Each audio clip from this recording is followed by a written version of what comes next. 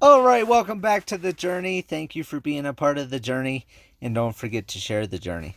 So, it's a semi beautiful day. You can see I'm using the tractor to get the surface rocks off the ground because I am starting the food plots.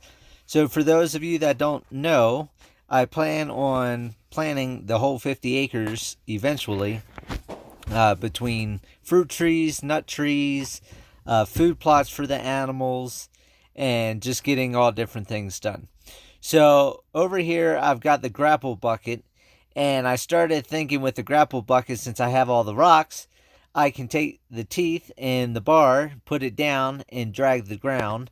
That will break loose the rocks on the top of the surface to make little holes here and there for the seeds to drop into. And it also opens the soil up a little bit so the seeds can get down, touch the soil, because they need to do that in order to germinate. So I started working over here, and I'm going up and going around my U-shaped beds that I did for the fruit and nut trees, and I started scraping the ground. So of course I had to swap the buckets out. I only got to the end down there, but I swapped the bucket out and went ahead and started picking up all the rocks that I broke loose, and I'm gonna get ready to seed. So I just wanted to go ahead, show everybody what it looks like.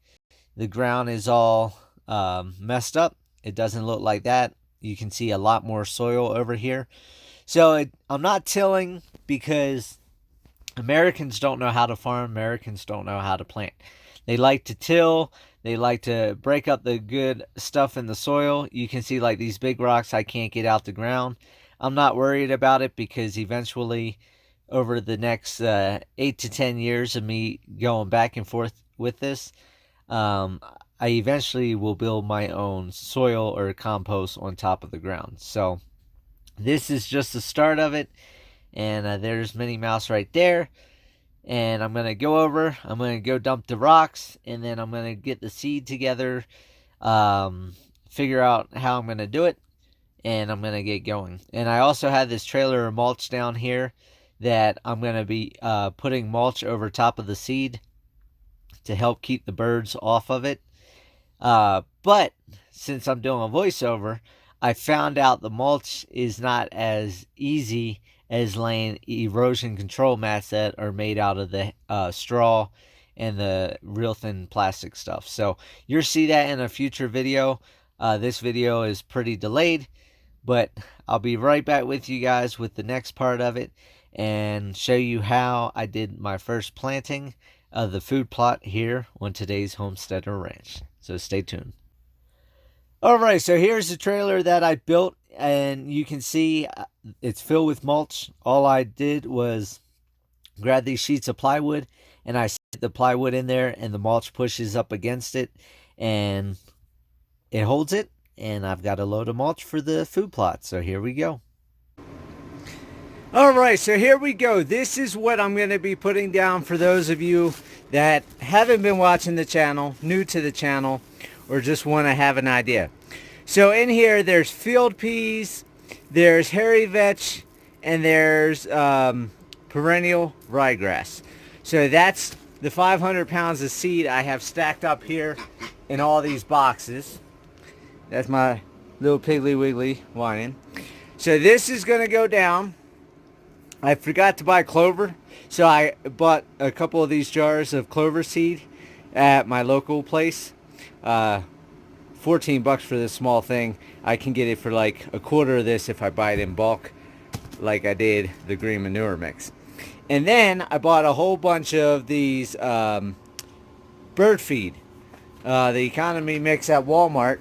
I have a whole stack of those that I bought, and what I'm going to be doing, you can see it's got millet, it's got all different type of seeds, sunflower seeds. So I'm going to sprinkle some of this on the exposed soil with the clover and the green manure mix. Then I'm going to put a layer of mulch down, and then I'm going to throw this on top of the mulch, because between the chickens, the guineas, the peacocks, the wild birds, I don't want my expensive seed going to waste and being eaten. And that's why I'm covering with mulch, wood mulch, because that will help cover it up real good and it's harder for them to get to. But if I have this one, the top surface, they'll eat this, think it's the end of it, fly to the next spot, so on and so forth. So I'm going to get all this outside and I'm going to get up there and I'll show you the process of how I'm doing my alien grow beds for food plots for the animals. So I'll talk to you guys in a few.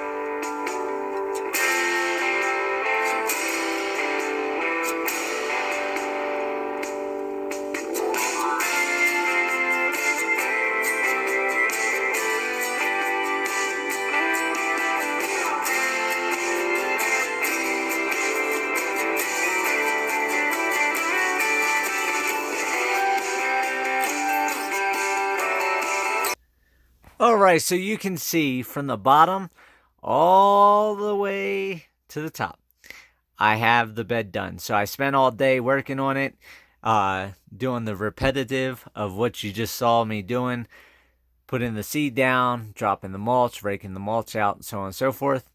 And you can see all the animals are here. They want to eat. I just wanted to show out of all that space, I still have mulch left over, which I'm going to be using to start mulching the driveway. And right now, I need to get the animals fed because they're all here flocking.